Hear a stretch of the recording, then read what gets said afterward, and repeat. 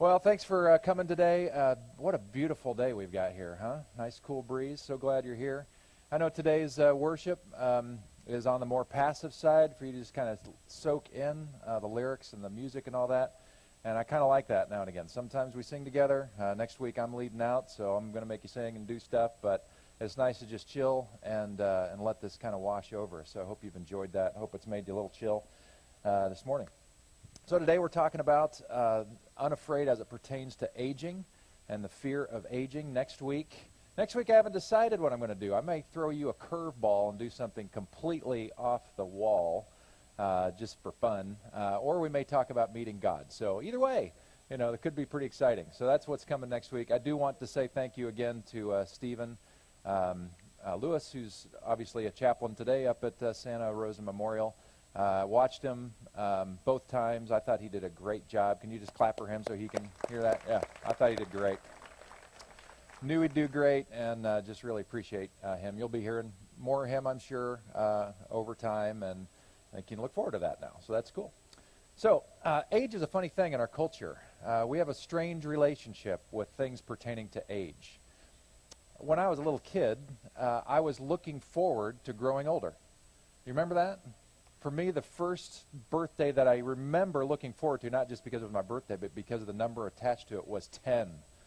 Any idea why a kid might be looking forward to 10?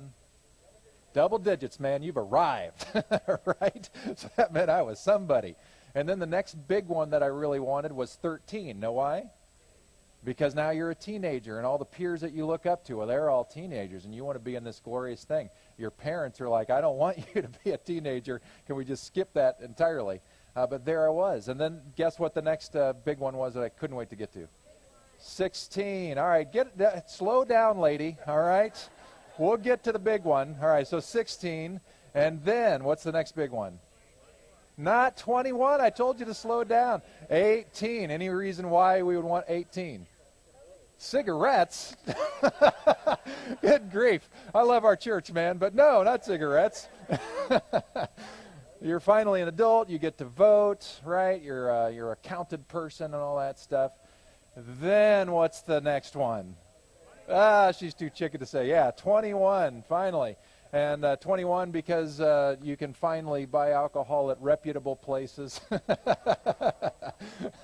And then 25 was another one, kind of weird, but I was working for a seminary at that time, and when I would travel on behalf of the seminary, it got a little weird because 25 is sort of the lower threshold for being able to rent a car. So you're feeling all grown up, and then you go to rent a car, and they turn you away because you're not 25 yet. So annoying. So I was so excited when I finally got to 25 and I could finally rent a car, because that's a big deal, And then after that, wasn't really looking forward to some of those milestones so much. I don't know if you noticed that, but isn't it odd that when we're younger, it seems like we sort of look forward to those days? And I guess in some respects, even in my 20s, there, I could look in part longingly towards some of that time in the future. When I was in my early 20s, career was just getting started. The 20s are sort of the decade of differentiation. If you actually study this stuff, that's what the 20s are all about. Who are you compared to your parents, your family of origin? How are you different and yet similar to those people who raised you? So the 20s are kind of all that. And as you're marching through the 20s, you're like, oh, man, I can't wait to kind of be more settled in my career and go on and that. And the 30s are kind of all about making your mark in your career, getting your feet wet in that, getting settled in that.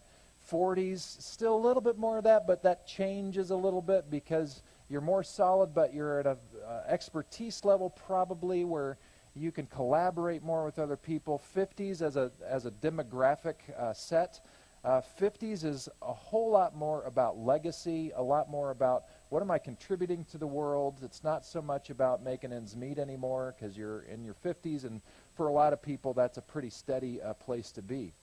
So I remember in my 20s, just starting out thinking, man, that'll be nice when I'm not such a newbie and I know a little bit more. And I looked at some people who were even in their 40s thinking, wow, they got it. They're kind of set, man. That's pretty cool. I kind of there's a part of me that kind of looked forward to that stability and the things that came with that. And yet our culture doesn't really agree with us on this. The culture sort of glamorizes and celebrates eternal youth, don't we? So it's what we do with all the tools at our disposal to continue to look as young as possible. And we glamorize it. We lift it up. We idolize it. Beyond just good, sensible health stuff, we idolize it. How can I continue to look as young as possible for as long as possible? And I think culturally, in terms of human progression, that's kind of a new thing. If you look biblically, there's a lot of honor and respect attached to people who are older, as it should be. But we struggle with that. So now what happens when you're in your 20s, when you hit the big 3-0, you know, that's kind of like, in one sense, I mean, now that I'm way past that one, I'm like, you think you're old now? I mean, come on. You don't have any idea. But when you're turning 30, you're leaving your 20s behind and everybody in it. And you feel like you're losing that youth stage, and you kind of are, but the culture really lays that on thick. And then when you turn 40, even more so. Technically, yeah, we're kind of blurring the lines if we're calling you a young adult anymore, right? That's more of a 30-something kind of a thing. And so for a lot of people, that 40 is a hard pill to swallow. Stephen Corley just turned 50 this past Tuesday. Way to go, Stephen. Which actually, given his brain surgery last September, we're very grateful that you got to turn 50 this year. But that's also a time where you're very cognizant of where you are in life. That there's no going backwards. There's no turning the clock back. And, you know, I know I look 29. I appreciate that. But I'm 48. And so I was thinking about this, and in terms of my career, my profession, I'm way past the tipping point of the halfway mark. So I'm truly in that midlife phase, both in if I stay on the trajectory of my grandfathers, I'll live to about 95, 96, so I'm halfway if the genes work. And career-wise, I'm about halfway in before I'm done, unless you want that to happen a lot quicker, which you have the capacity to do. But we have a different perspective when we hit these different ages. 60 is its own animal. I have no idea what that feels like. Maybe some of you have crossed that one, and you can tell me all about it. 70 the same way. I'm seeing a thumbs down in the back. Right. And 80 same way. You know, I love, we have an amazing group of senior adults here at this church, many of whom have been here a very, very long time. And one of them that I love, she passed away a couple years ago, Mary Reynolds. And not just her, but there were others too. When we would talk about age, if anybody kind of tried to, you know, downplay the age thing, like, oh, we don't want to embarrass you that you're 92 or whatever, these women would get right up in your face. And they say, no way, man, we are celebrating that we have made it this long. And these were great, strong women who would let you know that. So Hamilton talks about some interesting things here, and I want to share pastorally more in a general theological thing, more than specific texts in the Bible, because there aren't a lot of texts in the Bible that speak very specifically to this fear of aging. There's fear in general, but there are some things that I think are worthwhile. And so I want to be your pastor today and just speak into you where you are, if I may. And I want to talk first to our younger set, meaning younger than me, and then I'll talk to all of us older sets that now I'm, I guess, a part of. So we'll talk about that. First thing, really sobering chapter if you read Hamilton's book on this. He started off with what at first glance seems like really bad news. He basically said this. He said the data, the research says this, that when you start in your 20s, your happiness level is here. Then as you progress the next 20 years, it just goes downhill. And he said if you're married, same thing. Your marital satisfaction for the next 20 or so years goes down. If you're a parent, it goes down faster. Can you believe that? And yet we continue to sucker people into getting married and having children. What are we doing as a culture here, right? But that's the data. And when you hear that, you're like, oh, that's just great.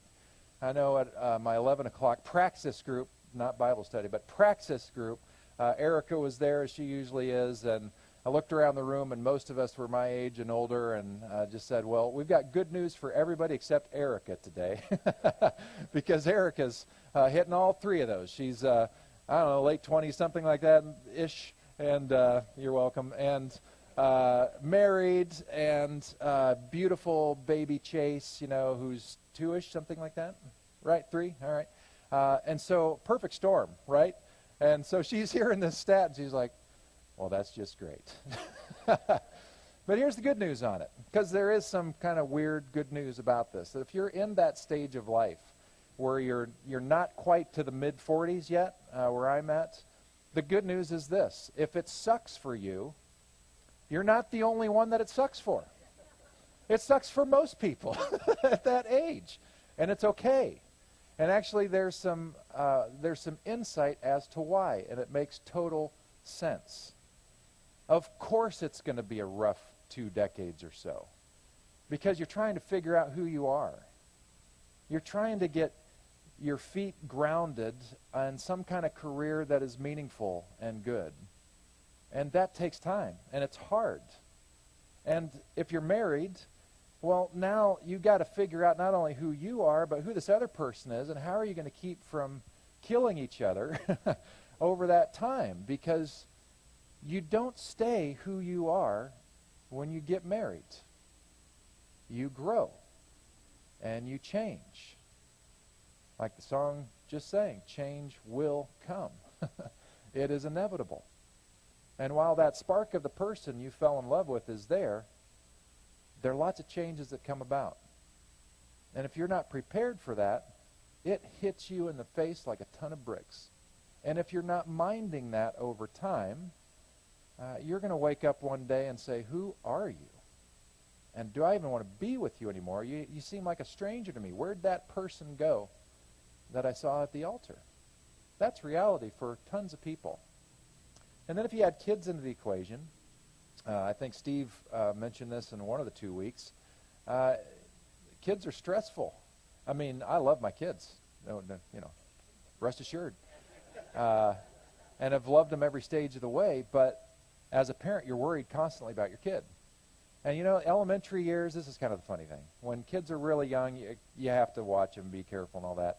But parents stress out about elementary school and are they going to do okay and all that. Lynn and I had a different approach because we realized that elementary school really didn't matter a lot. I mean, it's important, go to school, all that stuff, but we pulled them out a lot because we knew that it was probably more important for us to go squirrel around for a day than for them to miss a day of 4th grade. And it was okay. And so you're really young parents who are wondering, is that perfect attendance record going to be on their permanent record forever and ever? No, nobody cares. Nobody cares. They're gonna thank you a lot more for taking an extra day and going camping, or going to Disneyland, or whatever, or just being together and going and see the movie the day it releases, or whatever, than that perfect attendance award. So that's advice number 1. So this whole period is stressful, and the reason why it plummets and kind of finds its lowest ebb in the mid-40s is because for most people who are married, most people who have kids, their kids are in that teenage phase when you're in your mid-40s. And all the things that you've heard about how hard the teenage years are, absolutely true. So you have that to look forward to. But again, realize that's normal. And that if it sucks for you, you're not the only one. Your kid is not from Mars. Well, maybe, but you're going to feel like that. You might want to kill them at times. You can't speak reason into them because their brains haven't developed to a point where they can grasp that. Literally, the brain doesn't develop until 25 years old to see beyond your nose. Parents, remember that. You can't reason long term with teenagers because they cannot physically think long term. It's impossible. So know that. But the research also says that Adam Hamilton highlights that once you get through that hell zone, things start to go up. And unless there are some serious health issues that mitigate against that, they continue to rise. Personal happiness and satisfaction with life continues to go up.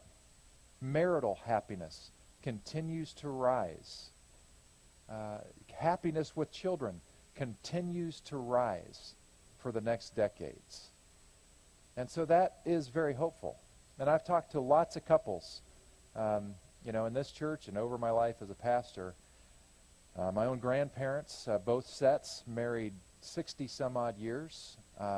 My parents just celebrated 60 years last year. My in-laws celebrate 60 years this year. And I know if you ask them, well, what's the happiest time in your life and in your marriage? They're going to say right now. Right now. Except for Court Camlin over there, who's looking to see if anybody is agreeing with him. But they just celebrated an anniversary this week or last week or something like that. All right, well, congratulate them too. All right, good job. So for you in the younger set, you've got that to look forward to. And so some things I want to tell you, younger set, though, just from my experience, having now been very, very recent, a year into empty nesting. First of all, that research has been true for me. And to be totally honest, I'll take my glasses off for this so you know I'm totally sincere.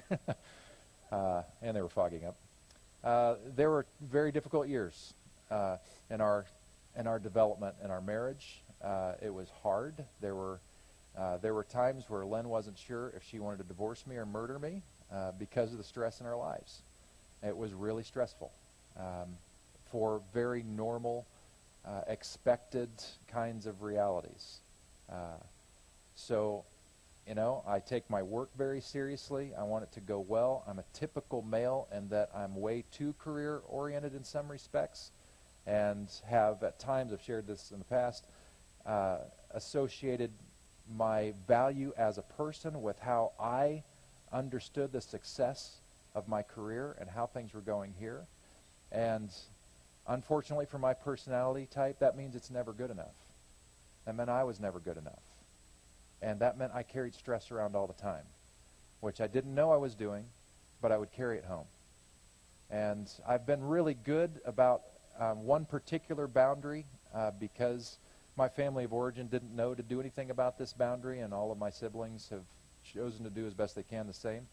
And that is that my dad was married to his career too, and so was my mom, and they were not real present. They loved us, I'm sure, but it just wasn't their thing. And so I worked very, very hard to be home and to show up to the kids' events and all that because I wanted to, and I knew what it would feel like to not have me there. And so I want to tell you guys who are in that zone of trying to figure out how do you do this balance thing, and you're going to be tempted to miss your kids' thing there and there. And sometimes it's unavoidable. But in those cases where you can control it and show up. You have no idea what it means. And I can tell you that because I know what I missed. I have an idea what my kids experienced by having Lynn and I around all the time. But I can tell you how lonely it is and how unsupported it feels when the people that you esteem the most are not available. It hurts. And again, I know they love me. And they were not trying to communicate unlove to me or lack of support in any way. I lucked out in picking my parents. But what I'm telling you is how deeply meaningful it can be if you're able to do that. So take that day off, take that personal day, if at all possible, and be present. Because Lynn and I can tell you, things only get faster and faster with your kids. Those first few years, and Erica, your stage, man, time just goes so slow. It's like, when are they going to start to walk? And when are they going to be able to do this on their own? And when am I going to get a break? And all this stuff. But then as soon as they hit school, man, it just gets faster and faster and faster, and all of a sudden graduation's there, and you're like, holy cow, how did this happen? And then you're empty nest. So be present. And the second thing I want to say, big thing I want to say to you, Lynn and I, early on, we decided to model our marriage based on a companionship paradigm. The idea of marriage, we don't think about this stuff a lot, but the paradigm of marriage, the understanding of what marriage's purpose is, has changed over time. There have always been overlap in what these different paradigms mean and represent, but over time they've changed. So if you look back to biblical times, marriage had a lot to do with property, had a lot to do with making sure the family name survived. That's why you see weird, crazy laws about virginity and all this to protect, the purity of the family line and all kinds of things. Women were property back in that day, and marriage was an act of acquiring that property, which still happens in parts of the world to some degree. But marriage changed over time. For some, marriage was simply an exercise to have kids, and that made the kid legitimate, so you got to get married, and there you go. Well, we obviously don't live in those times anymore, and while those things are still true, not the property part, hopefully, but certainly, wanting to have family and all that stuff, and a sound foundation and all that, but the primary reason people get married today, I believe, is for companionship. There's an old song based on an old poem. I think John Lennon sang it. Grow Old With Me. Anybody remember that? It's this beautiful song. Actually, I sang it at my brother-in-law's wedding. And it's all about that. It's let's grow old together kind of a thing. But here's the thing. Lynn and I learned in a marriage enrichment training thing in our 20s that if you don't do that on the fly, if you wait to do companionship marriage for when you're an empty nester, you're way behind the curve. And the fact of the matter is, as happens so often, parents get invested in their careers, or parents get so invested in their children and making sure they've got what they need and all that, that by the time they're empty nesters, they look at each other and they're like, I don't know you. And now that the kids are gone, what are we supposed to do? And that's a terrifying place to be. We've had tastes of that. Our honeymoon was a taste of that. Because for 9 months, we were planning on the wedding. All we were talking about for 9 solid months was every detail of the wedding. And then we're sitting on a beach in Cancun. And we're like, well, what do we talk about now? We figured it out, don't worry. But that happens. And sometimes if you've got years in the making of focus on the kids and focus on careers and stability and bank accounts and all that stuff, and you don't tend to the love, which is the point of it all, it's going to be hard.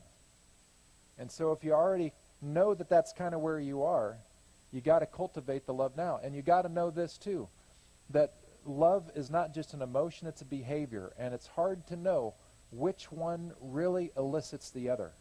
Sometimes it's the loving behavior. When you start to act in loving ways, that actually changes your heart that once was cold. I was talking to Joni Yacko. We had coffee this week on Wednesday talking about a very cool seminar she's going to do at the end of August. A Saturday morning seminar on communicating for joy.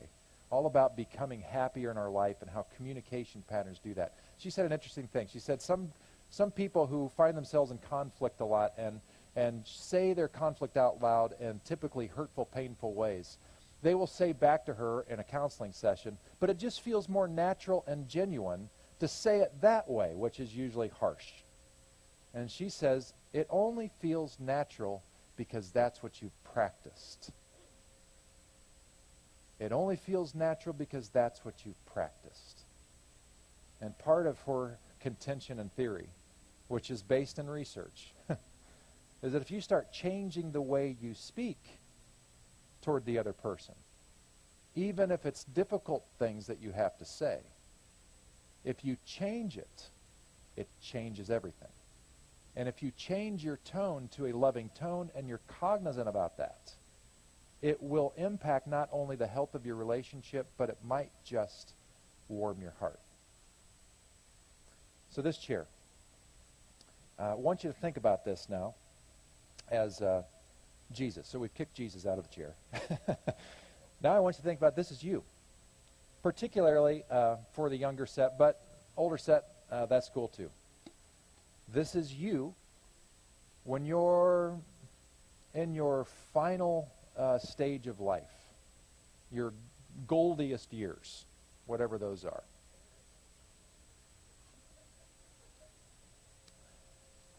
Here's what I want to tell you. Steve last week talked about how he has been around at least 1,000 deaths as a chaplain at a hospital. I've been around a lot of death too. Stephen and I's roles are different. He's there in the moment at the last breath or very shortly after. I'm there a little bit after that most of the time. I'm there to be with the families, to think about what they want to say for a memorial service, celebration type thing. Hamilton talks about this a little bit in his book, about what people say of those who've gone on before them. And when a person dies and I go and I'm with the family and I ask, tell me about them, Hamilton is right when they never lead off with, well, he was 6'4". I think he was about 250 pounds. And he had dark hair, brown eyes. What more would you like to know? I mean, nobody ever does that. What they always do is tell you about the person.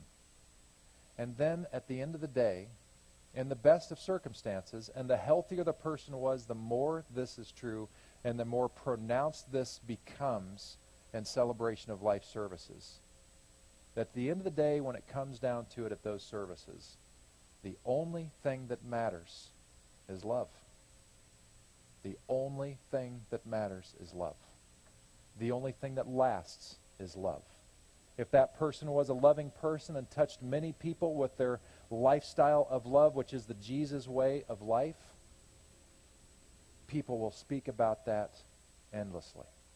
They'll refer to it in different ways about attitude and all this and kind words and things, but at the end of the day, it's about love.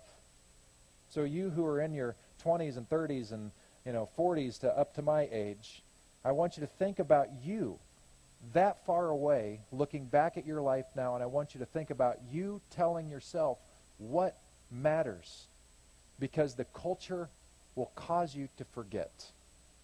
The culture will cause you, it's designed this way, for you to not feel like you have enough, that you need to work a little bit more hours to build your portfolio to a certain level before you can even think to relax.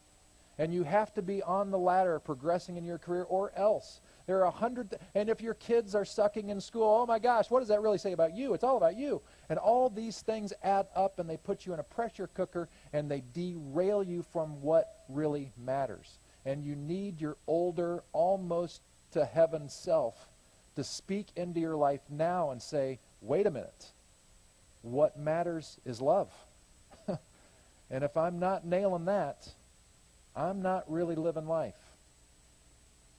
Jesus was pressed on which commandments to follow. We have a lot of cultural laws, cultural commandments. In Jesus' day, there were 613 on the books. And so some Jewish legal folk asked him, out of the 613, which one is the most important? And Jesus answered correctly, saying, well, it's love the Lord your God with all your heart, soul, mind, and strength. Love your God with everything. In other words, about love. Later on, in one of the letters from John, one of the disciples, he says, God is love. He who is born of love, he who is love is born of God. He who loves is born of God. That these things are intertwined. But then Jesus said, and the other thing is like it, love your neighbor as yourself, which requires loving yourself so you know how to love your neighbor. A little bonus lesson for you. If you're really lousy at loving your neighbor, maybe that's exactly how you love yourself. And maybe you really need to understand who made you, whose image you are really in.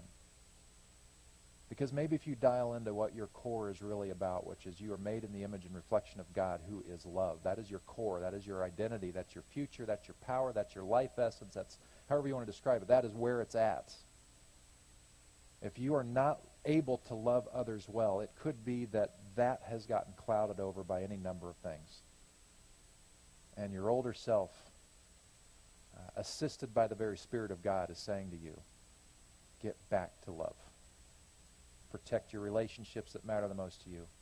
Protect your relationship with if you have kids, make sure that bond is real and lasting, because that is what lasts. It took my father a very long time to learn this. It took him 60 years of marriage. The first time he said it convincingly was on the cruise that he and my mom took my side of the family on last September. And we were having a celebration dinner at one of the fancier places on the boat. And finally out of his mouth, he said it logically before, but now his heart was actually there because he'd finally figured it out. Where he said, at the end of the day, family is the most important thing. The people you love are the most important thing. This is a guy who did well in his career, was proud of his career. I'm proud of him for his career. But God, I wish he'd figured it out 40 years ago. You can. So do. The other thing I want to talk to, shifting gears. I'm going to stop picking on you youngsters now. Let's talk to my colleagues in my zone and ahead of me. I just gave you a statistic that from about age 20 to 45 or so, life sucks and just gets suckier with those decades because of all the stressors in life. It used to be in churches that there would be a word or phrase about people in that age group and doing ministry to help children and all that. And the common phrase you would hear among some would be, well, I did my time in children's ministry. We're going to let the new parents do their time in children's ministry. Here's what I want to tell you. One of the things that the stats also bear out, that Hamilton brings out, is that the way you find increasing happiness as you age is not through circling your own wagons and just taking care of yourself, but it's when you serve others, you experience more joy. So many of you do. We have this unbelievable food pantry team here, which is, good grief, so many of you are involved in that, and it is extraordinary. It is such a loving place. Just a quick side story. This is so cool.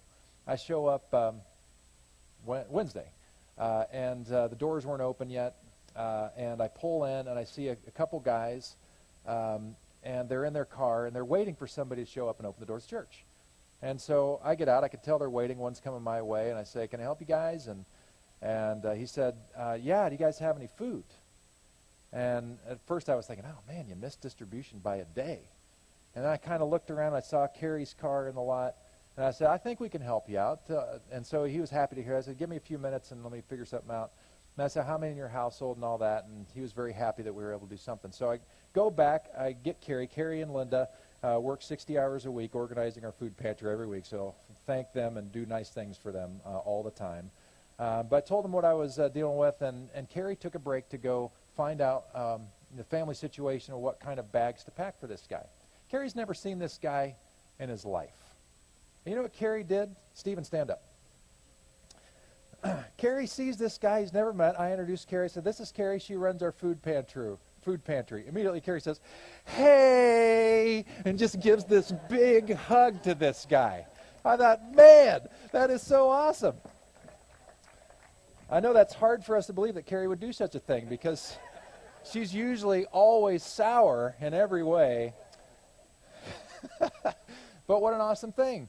But I can tell you that part of her joy in her life, and so many of you have found ways to serve in meaningful ways, is because you're doing that. Your life is not about you, but you've figured out ways to do this. Now, here's this thing. I want to kill that paradigm of, "Well, I did my time working with children." Lose that idea. Did you hear what I said just moments ago? This is the hardest stage of life statistically, is the child-raising years. So if in any way possible you can do anything to relieve some of their stress, give the parents a time to be an adult with other adults. Give them rest while here and beyond here. You have no idea what a gift you are giving. Gary and Karen Mills did that for Lynn and I years and years ago. Somewhere around 2002, 2003. I think it was a God thing, where they just offered. They didn't come to our church for a little bit, and luckily our kids were cute. They're still cute, but they were really cute back then. And they said, hey, can we watch your kids on Friday nights? And we were like, are you kidding me? And so we totally took advantage of it, which meant what? It meant that Lynn and I got to continue dating for the next decade, 2 decades, because Gary and Karen were watching our kids, and they let us just be a couple. Now, this was a win-win-win. Obviously, Lynn and I won because our relationship was able to grow and continue to grow, and we were able to be adults, and we love each other deeply. We love each other now more than we ever have. That doesn't mean we didn't love each other much before. We've always loved each other, but now more than ever after 26 years. And that's great. But we weren't the only ones who won. My kids won because both sets of grandparents live a couple thousand miles away, and they only see them a couple times a year. And they got grandparents who did everything grandparents are supposed to do. Spoil them, feed them stuff, let their house get torn apart, all that stuff. They did it in spades. But Gary and Karen won. Gary and Karen won. Because they got to be grandparents. They got to love our kids. And they are every bit as much a family as our flesh and blood. If you can do that for somebody, I know some of you are, if you can do that for somebody, do it. You have no idea how important that investment will be for that couple, or a single parent even more, or the kids, and for you. Give back. If you're feeling down and out about your life, if you're feeling like, I don't know, I just feel awful about growing older, I don't know what stats Pete's looking, I don't know who was smoking what when they took that test, but my life isn't that happy, then take a look and see what's going on. And give yourself away. Because love never runs out. You can't run out of it. The more you give love away, it just keeps filling up the bank. And so your even older self is sitting in this chair. And this even older self is saying to you, you know, when my time comes to go home, like Brian's song said, there's only going to be one thing that matters, really, and that's how well you loved. Nobody's going to really give a rip for very long about your titles. Nobody's going to give a rip for very long about your property or your holdings. But they're going to be impacted because you loved. So if you have fear of aging, do something about it. Know the stats. Yep, it sucks for a while, and then it gets better. And if you want to do something to mitigate against the suckiness factor, then if you're pre-45, do the things I told you to do. Take time to love. Make sure you're building in love into your life so that it doesn't slip away from you, because the culture will drag it away from you. And if you're in that trajectory and you're living life where it seems to be climbing and satisfaction and joy and all that, then I'm telling you, and I'm even begging you, don't keep it to yourself. Make someone's life better, happier, stronger, because you chose to step up for them.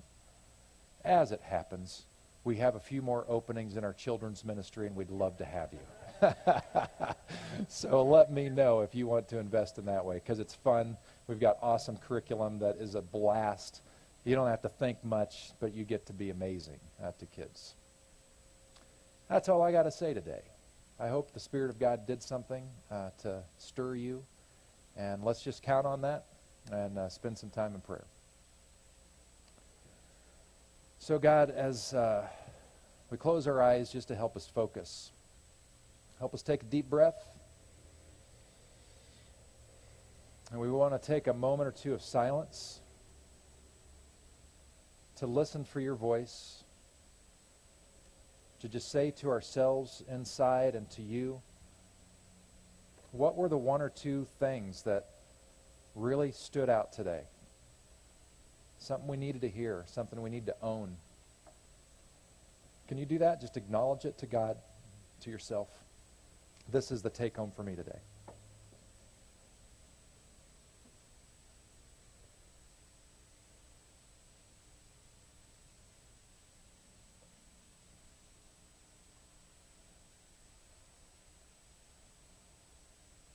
God, help us. Help us not forget.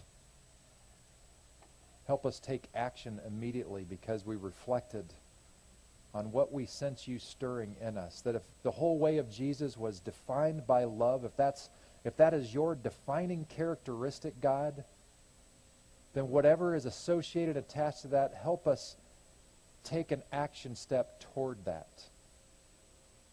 Because the culture we live in will veer us away from that.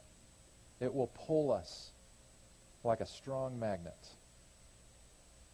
So God, help us remember and help us begin doing lovely things, maybe that we haven't done before or haven't done for a while.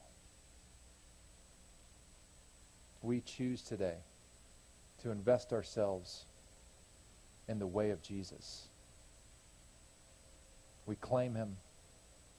We claim his way as ours, that we might live and live fully, knowing that this life isn't the end.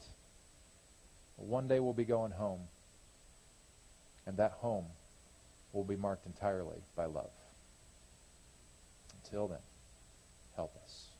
In Jesus' name, amen. So we got